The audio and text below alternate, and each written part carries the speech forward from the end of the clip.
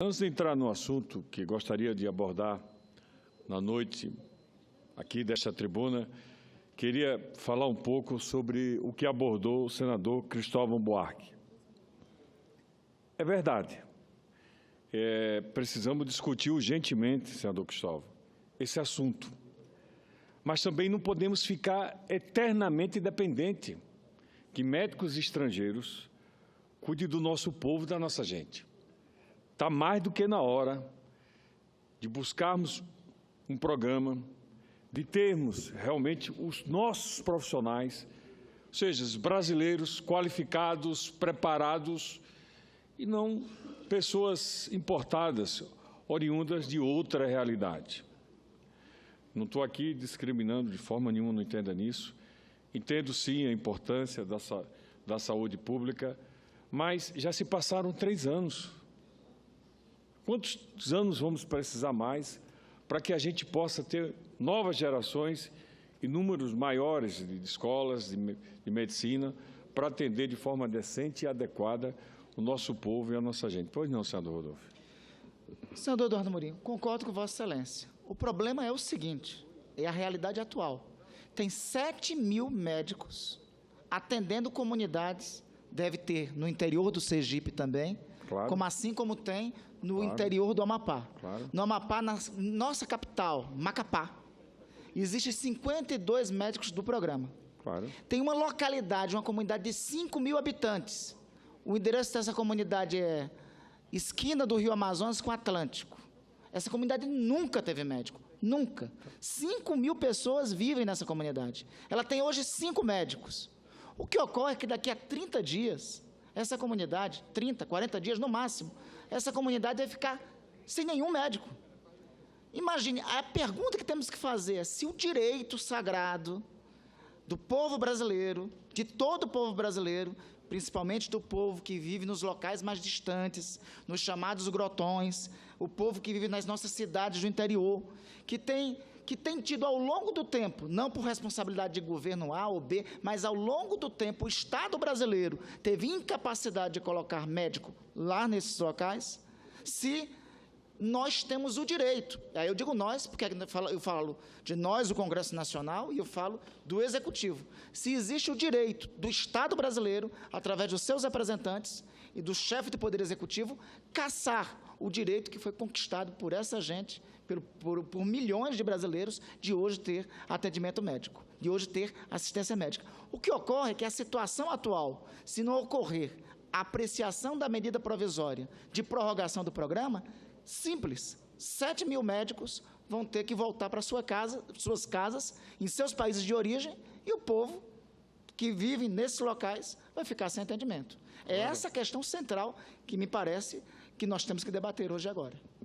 Mas sem esquecer, senador Randolph, que devemos pensar mais adiante, senão continuaremos dependendo a vida inteira de todos esses profissionais. Não é isso, senador Cristóvão? É isso, senador. Temos que pensar adiante, mas sem esquecer o presente. Claro. Então, muito bem. Concordo Temos que ter uma estratégia. Claro. Agora, veja bem, formar um médico, o senhor que é médico sabe, leva uns 7 anos, até mais. É, isso mesmo. Não dá para formar 7.000 médicos em 2, 3, 5, 10, 15, 20 anos. Não dá. Não dá, não tem como. Além disso, nós precisamos que esses médicos formados, nesses próximos 10, 3, 15, 20 anos, queiram ir para esses lugares. Mas se não tiver... Hoje em dia eles não querem, aí diz porque não recebem um salário. Muito bem, o governo que vai chegar agora vai ter que cortar recursos. Não é porque ele é mau, não, é porque o anterior gastou demais. E eu acusei isso aqui tantas vezes. Não vai ter como dar salários muito altos capazes de levar os médicos brasileiros em quantidade suficiente para esses lugares. Então, nós temos que ter uma estratégia, e está faltando, apesar de que o governo até que criou uma porção de faculdades. Mas faculdades, isso devia ter sido feito 100 anos atrás, não foi feito. Então, parar esse programa hoje é genocídio, é genocídio. Ficar nesse programa, dependendo de médico estrangeiro por mais 20 anos, é antipatriótico. Então, façamos as duas coisas. Mantenhamos esses e definamos uma estratégia para que, ao longo de tantos anos, nós não precisemos mais de um médico estrangeiro no território brasileiro. Se quiser vir, será bem recebido. Nós recebemos até técnico de futebol estrangeiro, Por que não recebemos médicos? Mas se há necessidade. Agora, hoje, não dar continuidade a esse programa, mandar embora 7.000 médicos é um crime. Crime grave. Senador, o que eu digo aqui é que façamos as duas coisas. Isso. Que não esqueçamos também de, com as nossas atitudes de agora, construir um futuro muito melhor. Muito bem. Porque senão vamos ficar eternamente dependentes. Isso. E lembrar o seguinte, a relação de trabalho de todos esses profissionais com os países dele e com a gente não é das melhores. Falo da relação trabalhista, onde se paga uma organização que repassa o recurso para o seu país e que o profissional recebe é infinitamente menor. A vida inteira, esse país e essa nação condenou tudo isso. E estamos aí assistindo uma relação trabalhista muito frágil que nós nunca concordamos. E não podemos permitir que isso se perpetue. Estou de acordo, senador. Porque é isso que nós não queremos me permita, eu digo o seguinte. Para os nossos trabalhadores da área de saúde. Então, já se passaram 3 anos, é verdade. Quantos anos vão precisar mais? Mais 20, mais 30, mais 40 para ter os seus profissionais? Então, é hora de fazer as duas coisas, ou seja, atuar no presente, mas construindo, com certeza, um futuro melhor. Então, estamos de acordo. Eu só queria pedir mais o seguinte, eu acho até que deve ser grave a situação trabalhista deles, mas esse é um problema do sindicato deles no país deles. Aqui, minha preocupação é com o doente brasileiro. Se eles quiserem vir de graça para atender um doente brasileiro, eu vou defender o doente. As condições trabalhistas dele é um problema dos sindicatos deles. Nós não somos sindicalistas aqui. Mas não, senhor. Nós representamos o povo brasileiro e, portanto, os doentes. Para mim, primeiro o doente. Depois a gente discute as condições sindicais dos médicos que vêm de fora. Senador, me permita discordar um pouquinho do senhor. Nós não podemos também ser coniventes, porque a vida inteira nós condenamos relações trabalhistas tão frágeis. Mas não as custas dos doentes brasileiros. Precisamos, é verdade, precisamos. Temos números suficientes, não temos número suficiente, mas é preciso realmente pensar diferente, porque a gente não pode fechar os olhos e não se incomodar com a relação trabalhista tão frágil, eu diria que quase que escrava, que nós condenamos tanto o trabalho escravo. Então, permita dizer isso, e é preciso fazer as duas coisas concomitantemente, porque senão daqui a 6 anos, daqui mais 3 anos vão continuar renovando, e aí toda uma geração que daria para se formar de profissionais, de médicos e enfermeiros não conseguiremos fazer. Só que na situação agora colocada, meu caríssimo senador Eduardo Amorim, a não renovação significa condenação de milhões de brasileiros a ficarem sem atendimento médico. Estou aproveitando essa fala de vocês para dizer o seguinte, que é preciso, mais do que nunca, refletir sobre isso. Ou seja, vamos pensar o presente, mas também vamos realmente, com as nossas atitudes de agora, construir um futuro muito melhor, porque senão vamos continuar nessa dependência por muitos e muitos anos. Bom, é isso que eu tenho defendido. Mais uma vez estamos de acordo, vamos chegar a um acordo. Ou seja, nós estamos de acordo com o senhor que esse país precisa ter uma estratégia de ter um programa de saúde que não precisa de ninguém importado. Agora, o senhor está de acordo que hoje o programa tem que ser mantido? Está de acordo? Concordo, eu acho que, digo que saúde é um dever do Estado, está lá na nossa Constituição, é uma obrigação do Estado. Infelizmente, nesse país ainda falta efetividade em muitos direitos. Embora seja um direito de segunda geração, garantido na nossa Constituição, mas falta pouca efetividade, a gente sabe disso. Mas insisto em dizer, se não pensarmos agora, se não tivermos atitude de agora, de planejar o futuro, vamos continuar nessa dependência eternamente. Mas, senhor presidente, ocupo a tribuna nesta noite para falar sobre a 51ª Festa do Caminhoneiro da cidade de Itabaiana, em Sergipe. Minha terra natal, capital nacional do caminhão, de acordo com a lei número 13.044, de nossa autoria. Há algumas semanas estive no Ministério dos Transportes e convidei o ministro Maurício Quintela para conhecer a nossa cidade, para participar da festa e ver a Feira do Caminhão e conversar com os amigos caminhoneiros. Amigos caminhoneiros, esse, senador Paim, que o senhor tanto tem defendido desta tribuna. Vislumbrei a possibilidade do ministro se aproximar ainda mais de quem, todos os dias, vivencia a realidade de nossas rodovias. E, em muitos cantos, uma triste realidade.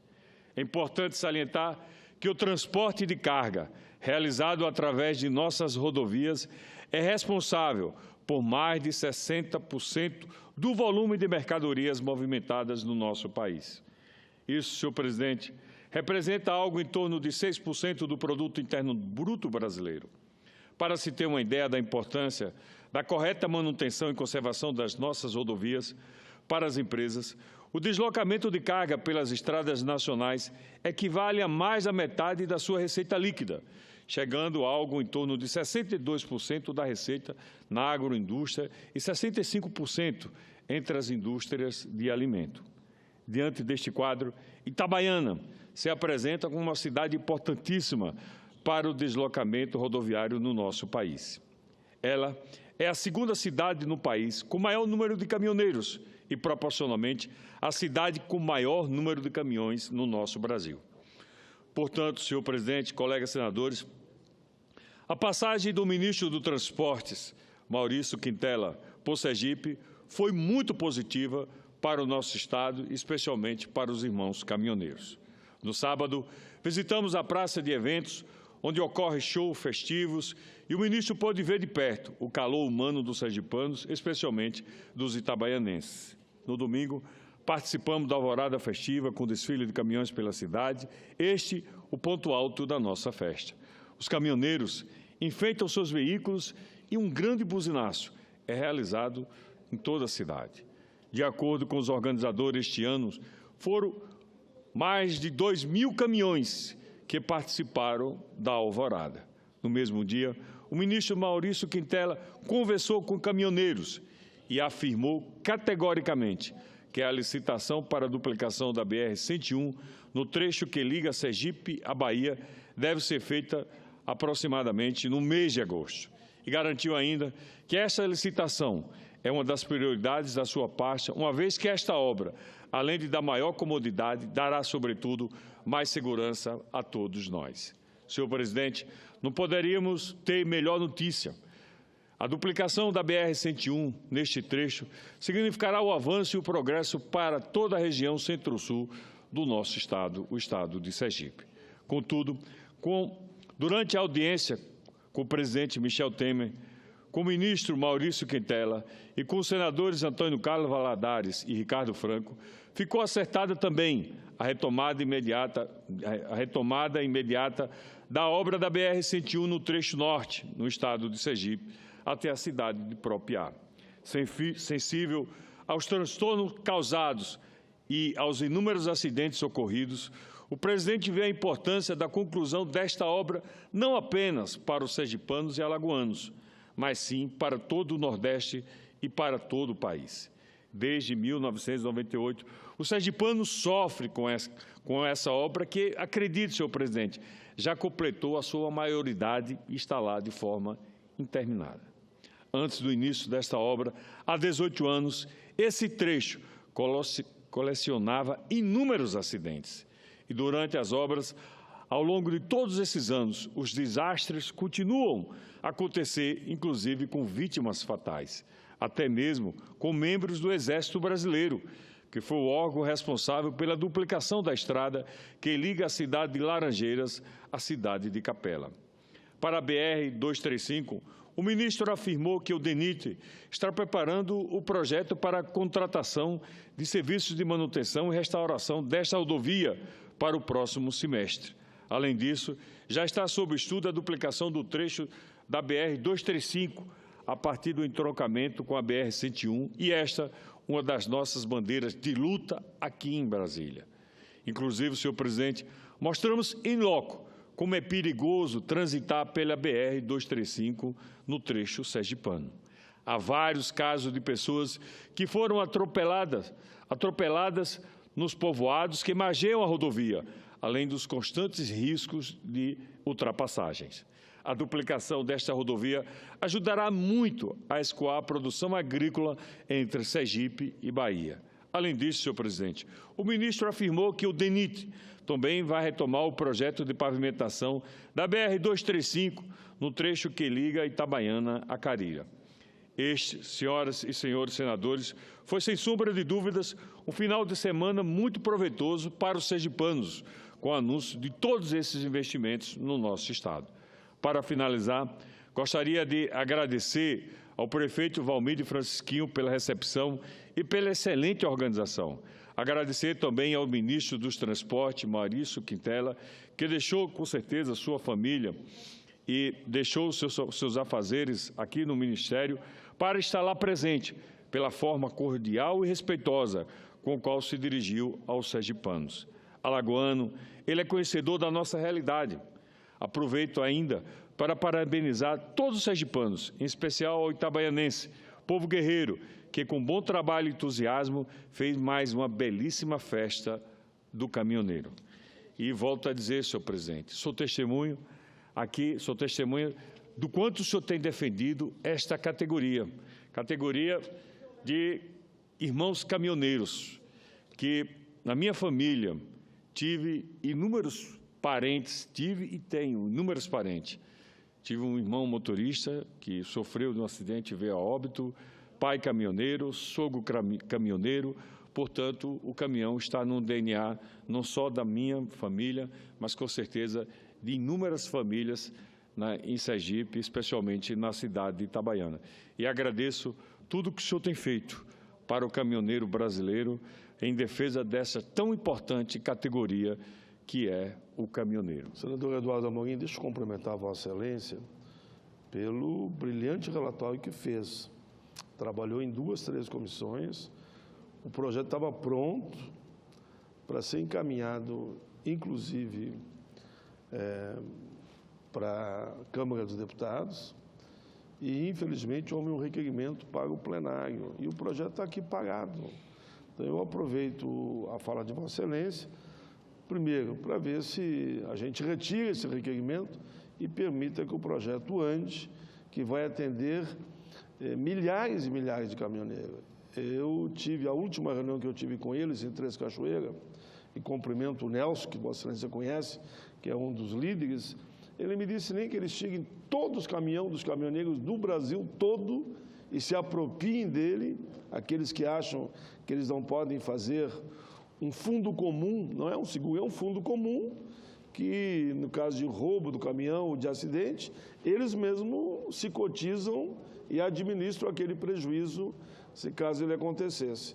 Nem que eles peguem todos os caminhões deles, não paga a dívida que eles estão dizendo que eles têm por terem feito esse fundo. Então, é mais do que justo, já passou nas principais comissões, não há motivo de ficar encalhado aqui no plenário do Senado. Parabéns a Vossa Excelência e vamos ver se o projeto... E digo, senhor presidente, é muito caro. O seguro de um caminhão é muito caro. Muitas vezes, com toda certeza, ultrapassa o valor da prestação. É muito caro, senhor presidente.